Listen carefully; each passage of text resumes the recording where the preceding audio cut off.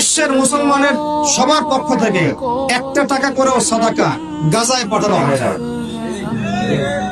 যদি আমরা 16 কোটি মুসলমান 1 টাকা করে দিতাম, 16 কোটি টাকা হতো।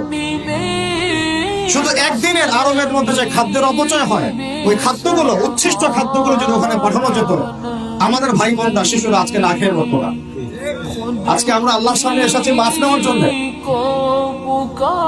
আমরা প্রতারণা করছি, আমরা নিজেদের সাথে প্রতারণা করছি। আমার ওস্তাদ এই রমাদানের শেষ দশকে ইতিকাফের সময় একটা কথা বলছিলেন, আমাদের মুসলমানদের ইমানি এবং ইলমি হালত এতই নিচে নেমে গেছে এখন যে কাদিয়ানীদের বদনা দিয়ে ওযু করে এসে সুন্নত তরিকায় নামাজ পড়তে আসে। যারা নবী সাল্লাল্লাহু আলাইহি ওয়াসাল্লামের পরে নবুয়ত দাবি করছে, ওদের বদনা দিয়ে ওযু করে এসে সুন্নত তরিকায় নামাজ পড়তে আসে। এই হলো ইমানের হালত, এই হলো ইলমের হালত। পুরো বিশ্ব জুড়ে আমরা কেউই ওই ভাইদের পাশে দাঁড়াই নাই, ইল্লা মাশাআল্লাহ, গুটি কয়েক ভাই বাদ দিয়ে, ইল্লা মাশাআল্লাহ। কেউ দাঁড়ানোর চেষ্টাও করি নাই, কেউ তো হয়তো নামাজের দোয়াও করি নাই, কেউ কোনো শব্দ উচ্চারণ করি না। প্রথম কয়েকদিন আমরা অনলাইন লেখালেখি করেছিলাম, শেষ, খালাস। অথচ আজকের ঈদের খুশির দিন ওই মজলুম ভাইদের জন্য, আজকে ঈদের খুশির দিন তাদের জন্য। কারণ ওই অবস্থাতেও তারা 30টা রোজা রেখেছে, সাহারি না পেয়েও ঘাস দিয়ে সাহারি করেছে, ইফতার না পেয়েও পানি দিয়ে ইফতার করেছে।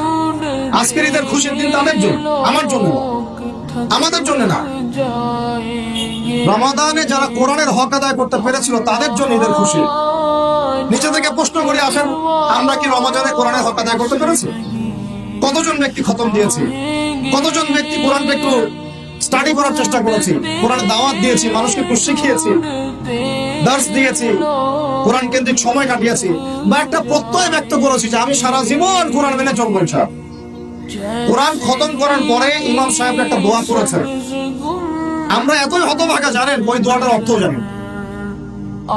ইমাম সাহেব খতমে তারাবির দিন একটা দোয়া করেছেন শেষ দিনে, আল্লাহুম্মা ইজআলিল কুরআন রাবিআ কুলুবানা ওয়া নূরা সুদুরিনা, আল্লাহুম্মা ইজআলহু লানা ইমামান ওয়া হুদান ওয়া নূরান ওয়া রাহমা ওয়াজআলহু লানা হুজ্জাতান ইয়া রাব্বাল আলামিন।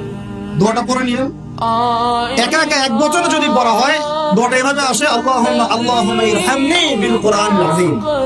আল্লাহ কোরআনের ওসিলায় আমাকে রহম করেন। করি নাই, কিসের রহম? হক আদায় করি নাই, কিসের রহম?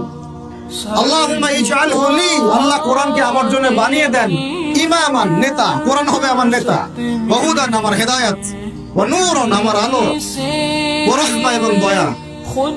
কি ভারী ভারী শব্দ, কি গভীর ভারী ভারী শব্দ। ওয়াজআলহু লি হুজ্জাতান ইয়া রাব্বাল আলামিন, আল্লাহ কোরআনকে আমার জন্য দলিল, প্রমাণ বানায় দেন। সুবহানাল্লাহ। এই দোয়াগুলো আমরা পড়েছি রমজান মাসে, তারা বিশ্বাসী, কিন্তু কোরআনের হক আদায় করতে পারি। বাঙালি জাতিকে সতর্ক করছে।